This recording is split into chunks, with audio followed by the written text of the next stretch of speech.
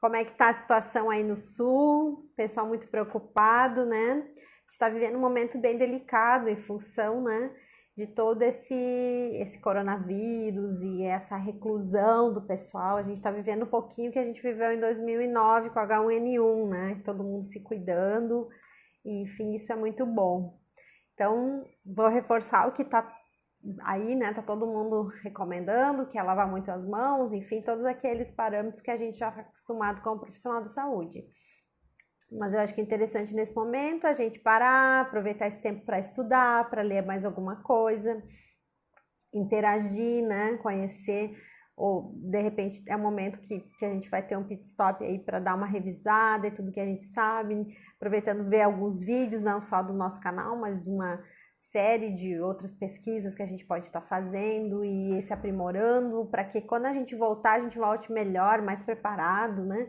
Então esse momento ele é bacana para a gente estar trocando mesmo e difundindo conhecimento.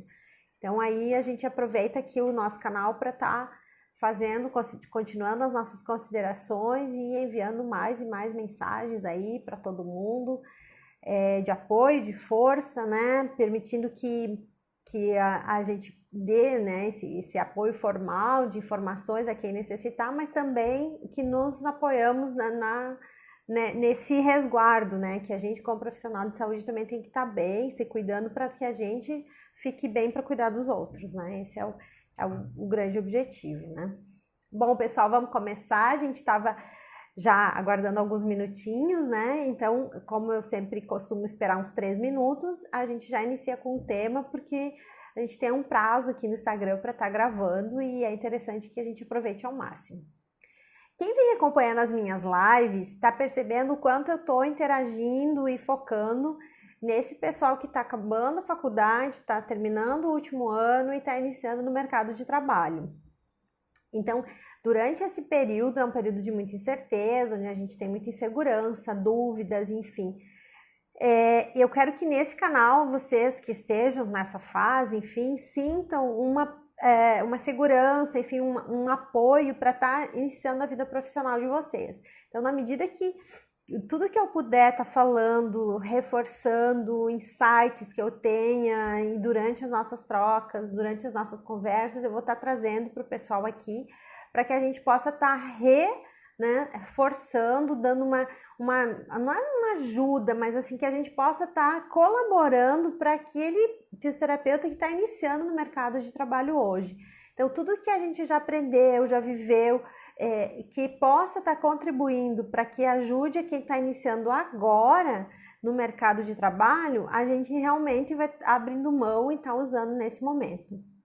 E essa semana, um insight que eu tive, e hoje eu já tive mais algumas confirmações, conversando com algumas colegas, e eu já trago, assim, no momento que a gente discute, verifica alguma situação, eu já trago para vocês, para a gente estar continuando o debate. Se alguém concorda ou discorda, enfim, o canal está bem aberto para a gente estar discutindo mesmo. A ideia aqui é a gente disseminar informação e criar debate também. E como eu me preocupo muito com esse pessoal que está saindo para o mercado de trabalho agora, essa semana me dei conta que a gente tem aí dentro da neuro mesmo nichos e subnichos de trabalho. Porque o que acontece hoje? A gente tem muito marcado a neuropediatria e a neuroadulto, né? E quem está acompanhando as lives já percebeu o quanto eu falo que a neuroplasticidade é contínua, que toda a vida a gente está em processo de neuroplasticidade.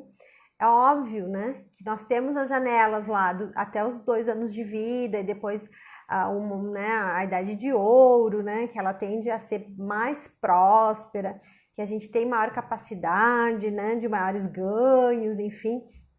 Mas não vamos nos esquecer que existem aí uma diversidade, que eu falei na última live, na quarta-feira passada, que os cérebros estão vindo com muita estimulação, né? Os ambientes hoje, eles estão vindo com muito recurso, então são cérebros diferenciados, com a estimulação muito diferenciada do que acontecia há 20 anos atrás. Um segundo item é a questão das assistências no pós-parto, né? Logo no nascimento, que está cada vez melhor. Então, a gente está vendo aí casos e mais casos de crianças que teoricamente não sobreviveriam, mas que agora estão sobrevivendo. Então, a gente tem muita tecnologia desenvolvida na neonato, né, na neonatologia, que está levando à sobrevida desses pacientes, que em geral se tornam pacientes neurológicos, né, quando há uma lesão. Então, apesar de a crescente tecnologia da UTI, da UTI-RN está se desenvolvendo, ela faz com que aumente, né, um número crescente de crianças com lesões neurológicas estão muito presentes em função dessa alta tecnologia na neonato. Então, a gente tem um público crescente, esse público está vindo com uma assistência cada vez melhor, e aí que eu quero chegar no meu raciocínio dessa semana. A gente está levando esses pacientes cada vez mais por uma qualidade de vida bacana, que levam não só a sobrevida, como uma sobrevida funcional.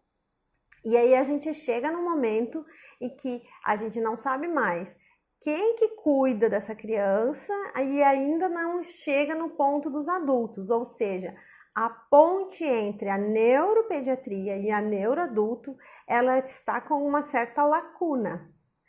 Então, hoje, se a gente for pensar, os fisioterapeutas que são bastante especializados em neuropediatria, eles têm há um super desenvolvimento nessa área, assim como na neuroadulto. Só que as duas têm uma certa dificuldade em conversar. Então, a gente precisa que a neuropediatria se incline mais para neuroadulto e a neuroadulto se incline mais para neuropediatria para que elas possam se encontrar. E essa ponte hoje existe uma lacuna com profissionais que ainda não têm, porque realmente assim, até um tempo atrás não existia tanta necessidade no sentido assim de grande porte, né? Porque as crianças que cresciam, as que sobreviviam em geral, né? Nem todas sobreviviam, então era muito complicado. Hoje já não é essa a realidade, a gente tem sim cada vez maior sobrevida e há esse processo de amadurecimento, essas crianças elas se tornam assim adolescentes e depois adultos jovens e adultos e adultos velhos. Lembrando, né, que a paralisia cerebral, por exemplo, é uma doença não progressiva. Então, teve a injúria lá no nascimento e só. Ele vai continuar o resto da vida num processo de maturação natural. Então, o que acontece? Para quem está começando hoje no mercado de trabalho, seria interessante pensar em como eu posso, de repente, estar fazendo um diferencial. E olha só, gente, a primeira coisa para você ter sucesso numa empresa é você ter cliente. E cliente que queira comprar o seu produto, né? E que você, não é assim, eu quero vender o que eu quero vender. Não, a gente tem que vender o que alguém quer comprar, né? Então, é um processo meio básico, assim, mas que às vezes a gente, como profissional da saúde, não raciocina, não tem esse preparo, né, administrativo para pensar nesse marketing, nessa questão toda de relação mesmo, né, de troca, da venda de um serviço, etc. Mas se a gente pensar mais friamente, a gente pode pensar que tem um público aí presente, onde quem é super especialista em neuropediatria, em geral, quer ficar com os pequenos, né? Eu gosto de trabalhar com neuropediatria, mas eu gosto de criança pequena. Se é possível, só bebês. Eu trabalho bem com menos de 7 anos. Começou a chegar a 8, 9, quando eles começam a ficar na pré-adolescência, quando eles começam a ficar com a personalidade mais definida, começam a contestar, começam a ter mudanças de personalidade. A gente já não gosta mais. Ou não é que não gosta, mas tem já mais dificuldade em trabalhar. E ao mesmo tempo, o cara que se especializou em neuroadulto, ele estuda Alzheimer, ele estuda Parkinson, ele estuda o AVE, ele está preparado para um TRM, para um TCE, ele já pensa no cara lá de no mínimo 18 para cima, que o cara já dirigia, ele já fazia rapel, ele já pulava da cachoeira. E o adulto que chega lá na neuroadulto, ele não tem tanta alteração intelectual. Então, ele é um paciente mais focado no distúrbio físico mesmo, e não tanto na questão emocional e intelectual. E aí, esse cara lá da neuroadulto, ele não está preparado para receber, ou muitas vezes não que não esteja, mas não está tão disponível a receber um PC que cresceu e se tornou adulto e passou dos 18 anos. E essa lacuna, gente, ela não está presente só na fisioterapia, hein? A parte médica também tem essa dificuldade. Então, dentro da medicina, que hora que você deixa de levar no pediatra e começa a levar para um clínico... as meninas é mais tranquilo, vai no gineco, o ginecologista faz a transição e tal, de repente um endócrino, né? Mas existe uma lacuna na questão do adolescente e o adulto jovem. Então, é interessante que nós comecemos a pensar que esse ponto é uma lacuna legal para a gente começar a se especializar, porque vai ter cada vez mais mercado no sentido de ter pacientes que vão estar atravessando essa ponte. Então, a gente está aí com criança que está recebendo estimulação precoce desde o canguru lá do neonato. Então, já está na UTI neonato, recebendo toda uma assistência muito mais preparada de quando eu fiz estágio lá na UTI. Então, hoje a gente já tem recursos bem mais preparados que estão levando a um cérebro cada vez melhor estimulado a ter melhores resultados na vida adulta e em toda a infância e depois na vida do adolescente e do adulto.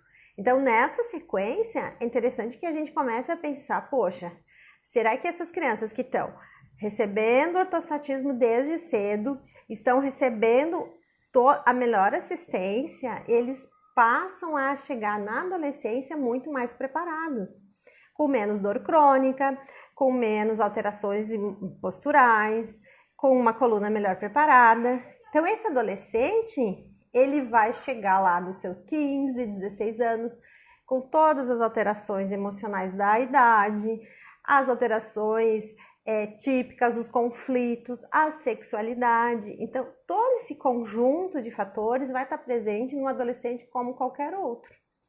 E nesse momento, aquele físio que foca muito no bebê, que está super na primeira infância, segunda infância, ele muitas vezes começa a ter dificuldade em trabalhar com esse adolescente. E eu vejo nesse ponto um nicho de mercado para um terceiro profissional, que ele não é o neuropediatra e também não é o neuroadulto. Então, ele seria um adolescente, não tem nome para isso, né? Tá aí a Cláudia que não me deixa mentir, né, Cláudia? Eu vivo criando coisas que não têm nome porque elas não existem, né? Então, a gente não tem ainda esse nome para esse profissional que fica no meio do caminho, ele é o profissional ponte. Então, nesse sentido, se eu conseguir pensar hoje, poxa, acabei de me formar, não fiz uma pós-graduação ainda, como que eu poderia estar identificando um nicho de mercado para trabalhar? Comece a estudar a adolescência, comece a estudar aquele paciente que precisa ser tratado como adulto, com suas alterações mais crônicas, né, suas doenças reumatológicas, o seu osso, que não é o mesmo osso de um adolescente normal, sem atípico, né? Então, esse conjunto é muito bacana que eu consiga me adaptar e entrar nesse terceiro elemento. A partir disso, a gente se coloca à disposição desde a clínica da neuropediatria até a clínica do neuroadulto. Então, você pode fazer... Lembra que eu falava na última quarta? Não espere a indicação, porque ninguém me manda um paciente. Começa a fazer as pontes com o vai lá no neuropediatra, vai no neuroadulto, mas também vai no psicopedagogo, vai nas colegas, nas fonos, nas TOs, né? E se coloca à disposição. Gente, eu estou estudando, eu estou me preparando para absorver um público que está saindo da neuropediatria, mas que ainda não entrou na neuroadulto. Vai chover paciente, vai ter muita gente nessa situação e vai ter muito colega que vai dizer, bah, beleza, vem para minha clínica, você vai só atender o fulano. Por quê? Porque o Joãozinho lá é um adolescente que eu tô com muita dificuldade, porque ele já não é mais uma criança e eu preciso de ajuda com ele. Se você vai chegar num físio que trabalha com neuroadulto, ele também vai ter algum paciente para te indicar. Ou pelo menos, vem aqui só quarta de tarde atender um paciente para mim, você pode? E aí você começa. Lembram que eu falava montinho, montão. Então eu começo com um pequenininho, e o segundo e o terceiro, e eu vou agrupando, eu junto grana, junto dinheirinho, faço um primeiro curso. Com esse curso eu consigo estar mais preparado e os meus resultados vão aparecendo. Quanto mais resultados, mais nome eu faço, os pais ficam gratos, a gente vê que a criança desenvolve, que o adulto consegue ter uma funcionalidade melhor, e aí eu consigo ter mais casos, e aí eu vou crescendo. Então, aquela dúvida que muitos fisioterapeutas me mandaram, dizendo, como que eu faço para abrir caminho, por onde que eu vou? Gente, a neuro é aquela coisa, né? Nunca falta paciente. Essa semana que passou, eu fiz um post sobre, eu até coloquei no status, se eu não me engano, de uma clínica de Curitiba que está contratando neuro, né? Está contratando psicólogo, está contratando TO, que trabalhe com neuropediatria, que trabalhe dentro da reabilitação. Então, quem sabe neuro, quem estuda neuro, quem gosta, quem se dedica, tem uma grande chance de estar ou com paciente domiciliar ou, de repente, até já entrando numa clínica. Tem clínica que paga formação, principalmente na linha do PediaSuite, né? Pagam os cursos para o fisioterapeuta se preparar e tá aí entrando no mercado de trabalho já. Imaginou, né? Você ser contratado e ser treinado pela própria clínica. Isso é maravilhoso, né? Coisa que há 20 anos atrás a gente nem sonhava, né?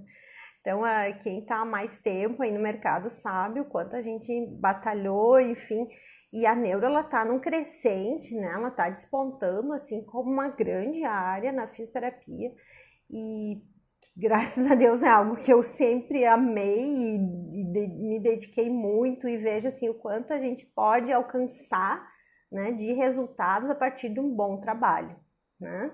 Então é isso que eu queria falar para vocês, assim, que o neuroadulto aqui, ele precisa, de repente, saber um pouco mais do lúdico, e o neuroinfantil saber um pouco mais das alterações secundárias no processo de envelhecimento dessa criança.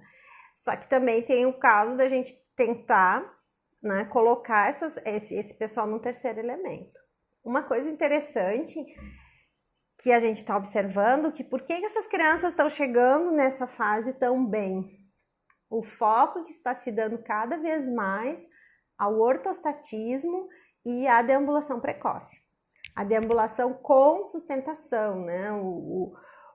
Todas as formas, né, de você sustentar e treinar a marcha sustentada é algo assim que está dando um resultado excelente.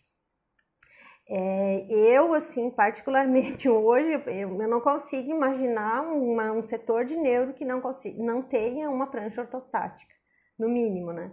Porque assim, o bebê, né, tá com você, tá trabalhando em pé, mas todas as crianças precisam receber essa noção do em pé correto, alinhado, retificado, cada vez mais. Essa semana retrasada, uma colega entrou em contato comigo também, a gente vai ter uma live que eu vou só falar sobre o ficar, né, você colocar a pessoa em pé, protocolos, como que a gente trabalha isso, porque é algo assim que faz muita diferença.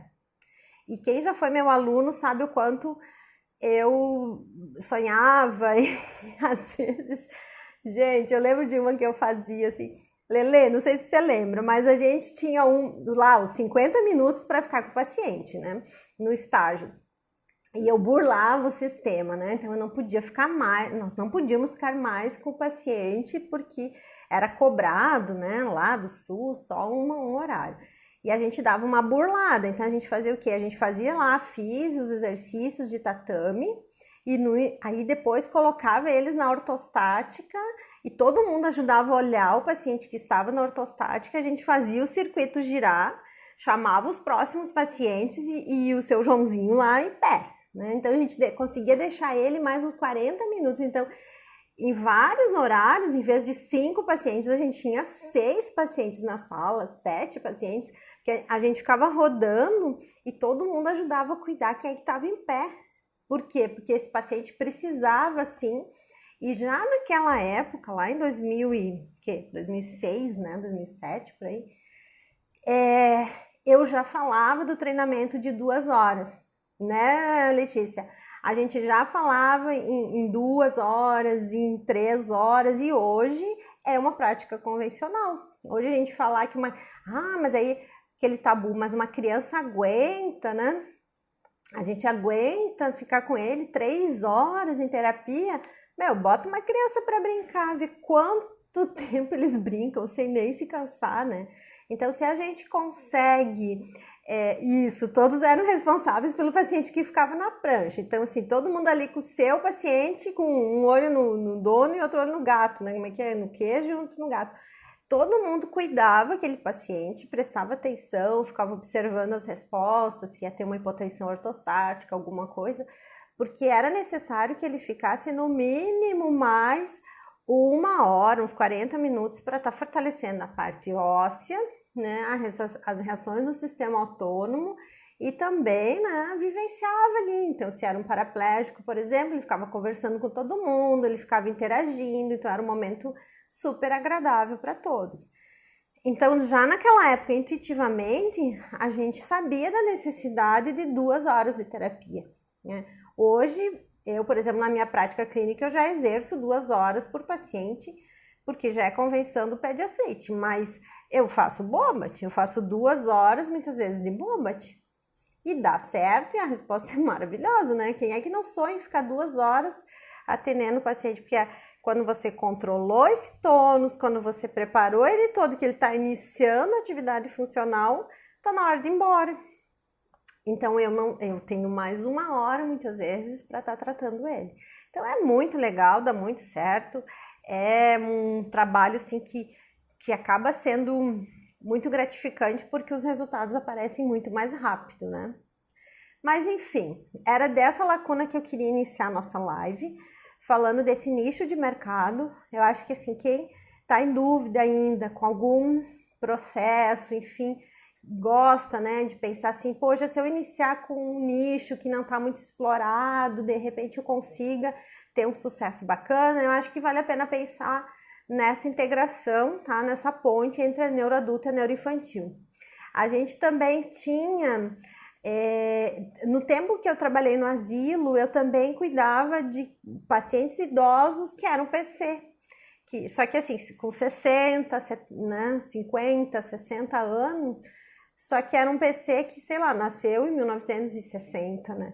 Então, em 1950. Então, é óbvio que não é uma qualidade. E hoje a gente vai ter adultos PCs, idosos PC, com uma qualidade de vida muito melhor do que eram os nossos que a gente atendeu nos asilos ou os que estão hoje em asilo. Então, a gente consegue visualizar aí um cenário de longo prazo, né? Com cada mais, assim, muito mais sobrevida, muito mais qualidade de vida daqui para frente, não é mesmo?